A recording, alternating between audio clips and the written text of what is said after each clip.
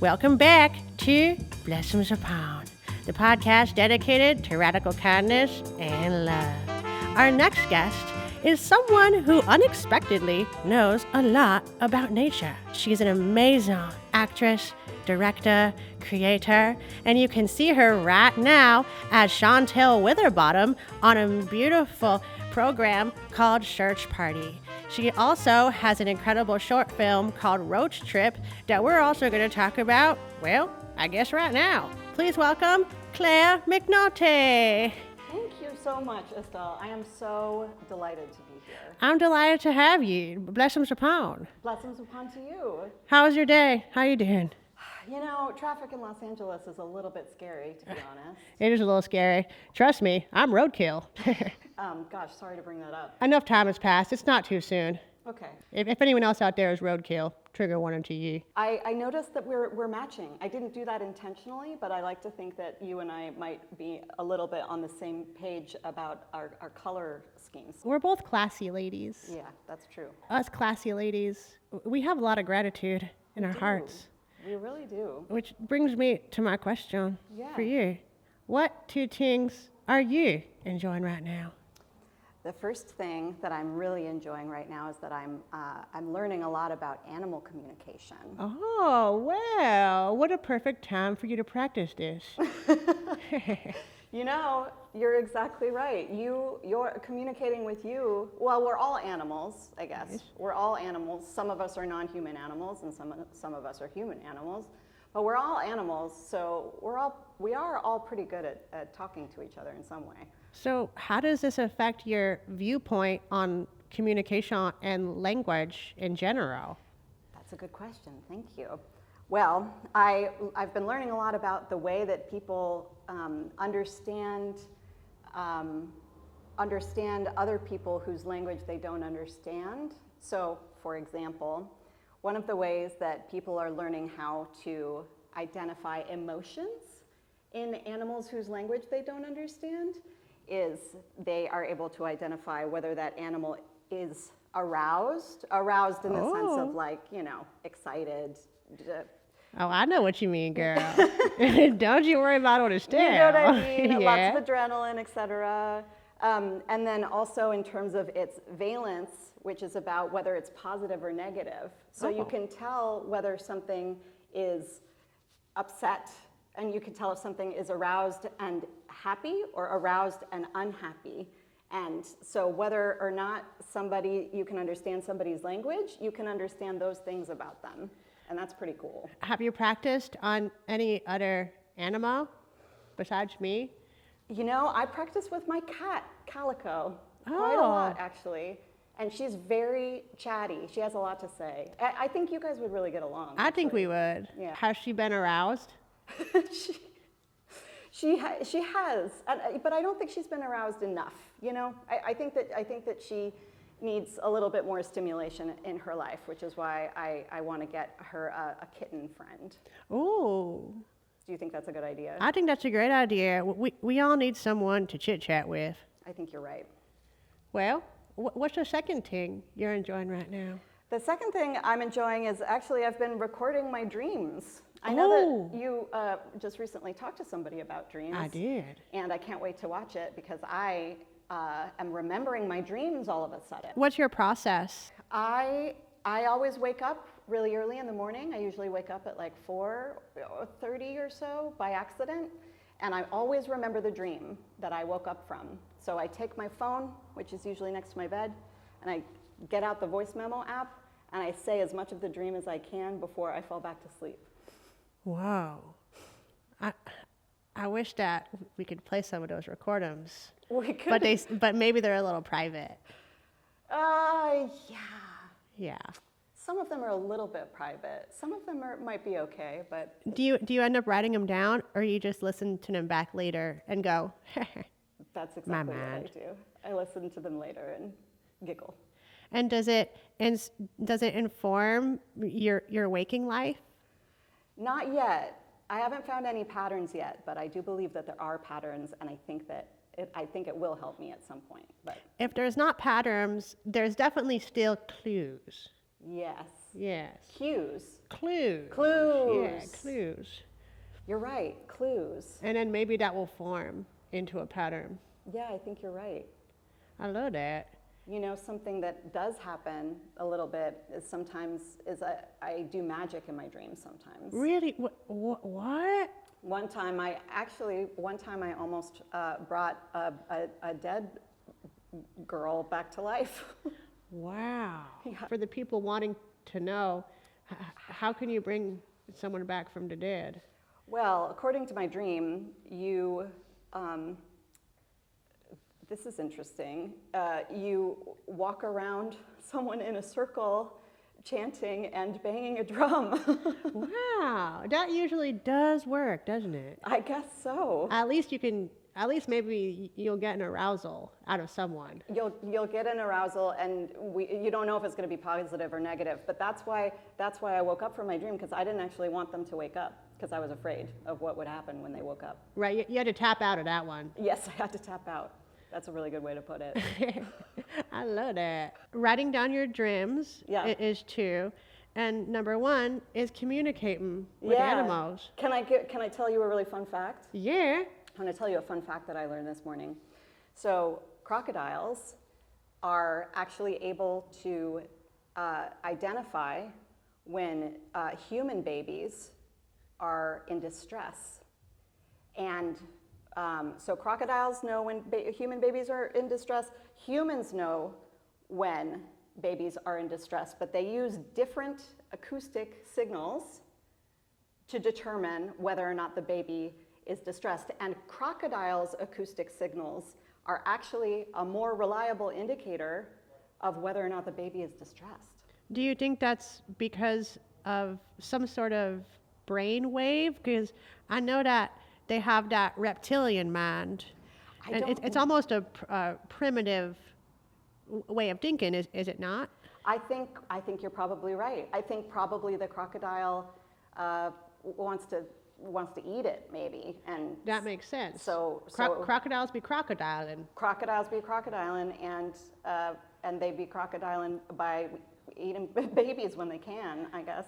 Maybe that's why all the reptilians who run our country eat babies. Yeah, I think you're right. Is that proven yet? I think the facts imply it for sure. Oh, so you guys haven't? Okay. Well, I can see the future. I didn't want to spoil anything. Oh. I'm sorry about that. Whoa, really? Sorry, spoiler alert. I'm so sorry about that. But don't worry, their time is coming. I think I need to make a phone call. Yeah, well, I think we need to make a lot of phone calls, and to them crocodiles, since you might be the one who needs to lead our country, since you're the one that can communicate with them the best. You know, you're right. You're right. I have a lot of I'm pretty good at communicating with things that I don't understand. So it might be up to you to save all the babies. You know, I'm up for it. It starts here. Right now. You and I will lead the country together. Let's do it. Deal. I think we just formed a political party. I think we just did. What should we call it? Dolphin? Dolphin. And the password is dolphin. Okay, the password is dolphin. Great. Is that too obvious? I don't think so, because people will think that it's more complicated than that, but it's not. This is actually kind of a good segue with something that I wanted to discuss with you. Yeah, please. So we're talking about nature. Yeah. And you can communicate, or at least you're practicing communicating with animals.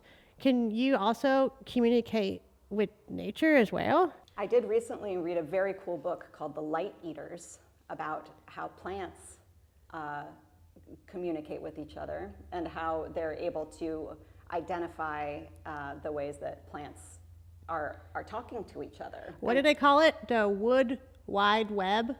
The World Wide Web. Yeah, that's right. The Wood Wide Web. The Wood Wide Web, because they have the underground ways of communication, right? Or is that mushrooms? I think it's both. I think you're right. It's both, because I think the Wood Wide Web. I'm sorry, that's very hard for me to say.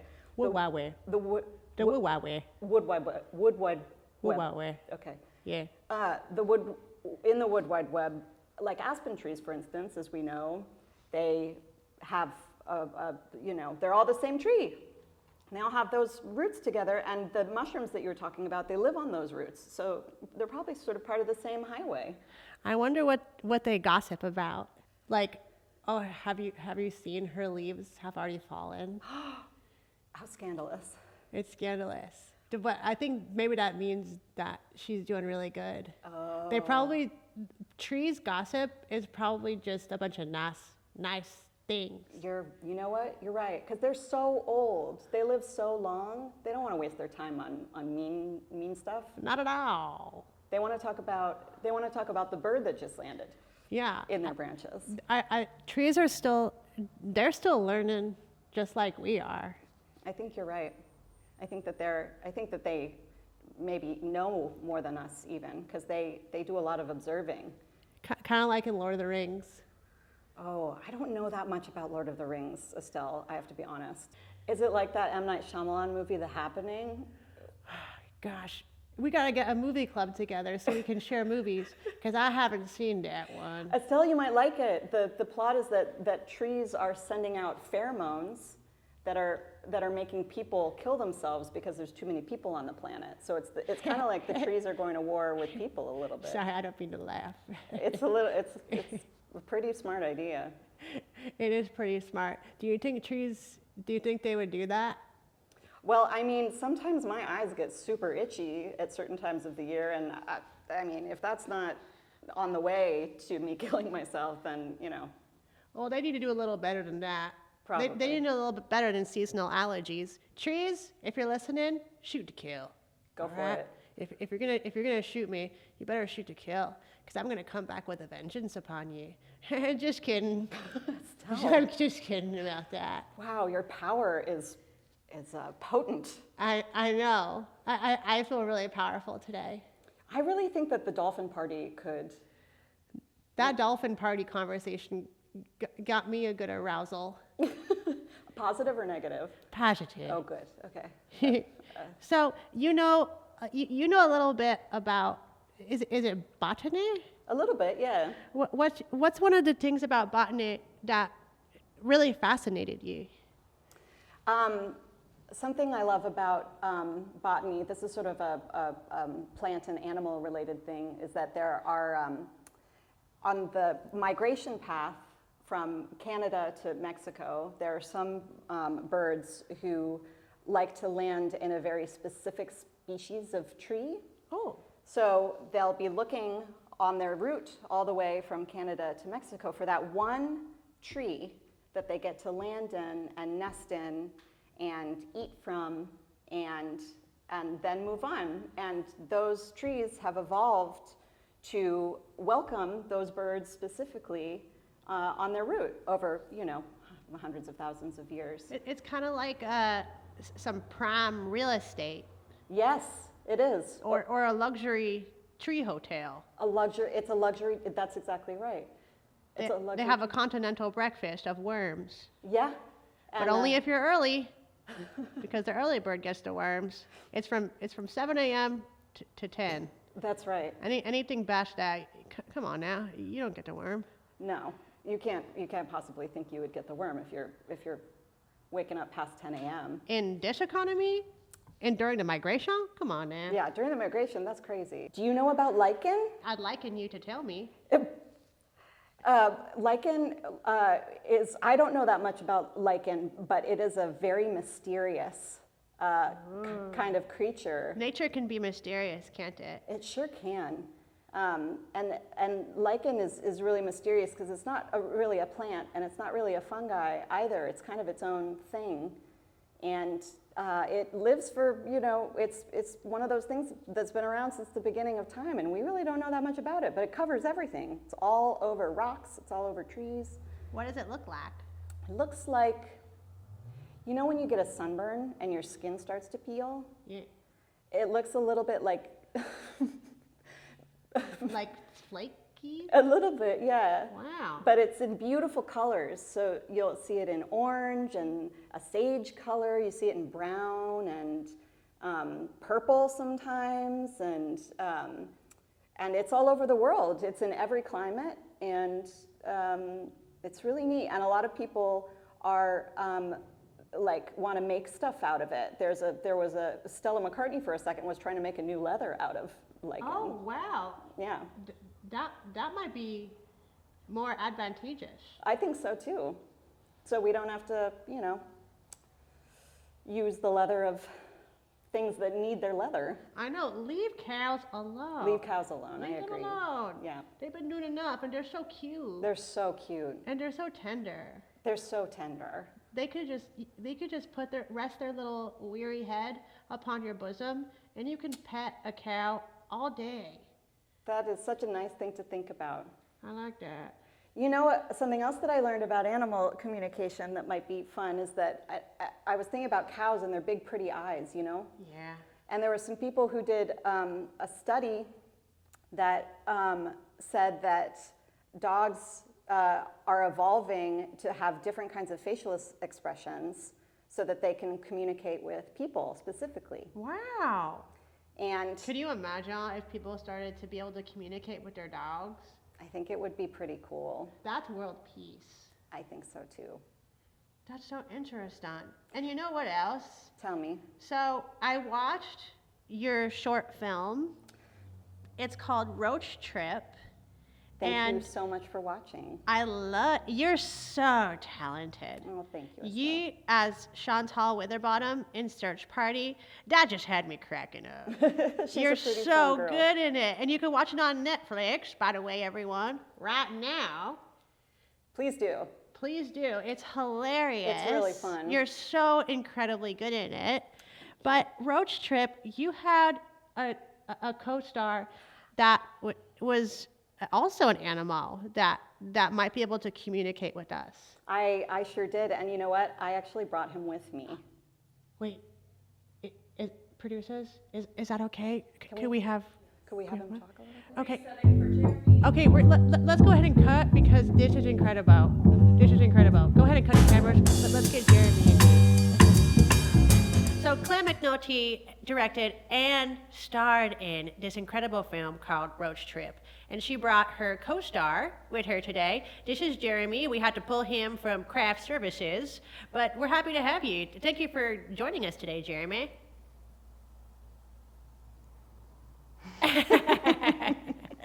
That's a good one. I'm a big fan of hers too. So, Jeremy, what was it like going from being a regular roach to being number one on the call sheet? How did that feel? Mm-hmm. Is that true? Yeah. Oh my goodness. Wow, it sounds like you've had quite the journey. So, Clare, what was it like using your communication skills to work with such a in-demand roach? Well, I had to get in touch with Jeremy's agent, a man named Jules Sylvester, who works with a lot of different kinds of reptiles and bugs and what have you. And so I went through Jules, and when I found out that Jeremy was available, I was so excited, because I think that Jeremy is really underutilized. Yes. And is really not. I think he deserves a bigger audience. Yeah, I think Jeremy's been looked over one too many times. Yeah. Am I right, ladies? What was that? Oh, no, he's being modest. There were a couple of other bugs who were interested, in the role, and I just could tell that right away that Jeremy was going to, be a scene stealer. Yes. It was really hard to act with Jeremy, to be honest, because he was always stealing this. You really were. It's a spotlight stealer. I understand that. I'm thinking about. If he was on SNL, he would be a breakout. He would be the Kate McKinnon of the bug SNL. And they can keep him on forever because roaches pretty much never die. Yeah. He's immortal. Yep. Actually, so he's also. you don't need me to tell you this, but one of the smartest, creatures in the world. Yeah. They can do a sketch about a nuclear explosion and definitely have Jeremy spearhead that. Absolutely. So what was the other cast members that you worked with? How did you all get along?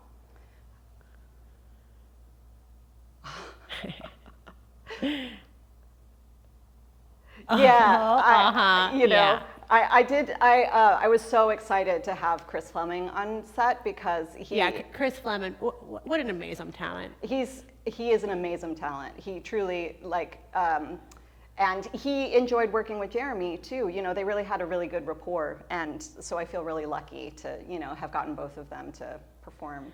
Can we see Roach Trip anywhere right now, or is it still doing a festival run? It's still doing its festival run, but when it's done with that, towards the end of this year, I'm going to make sure that it gets out there and as many people as possible can see it. We got to make sure to all look out for Roach Trip. Jeremy, do you have anything to say to all the fans out there? Aww. That's sweet. Well, we can't top that. So, thank you so much for watching BLESSUMS Upon. Have an incredible day and make sure to go out there and get into nature. Bye. Communicate with the animals.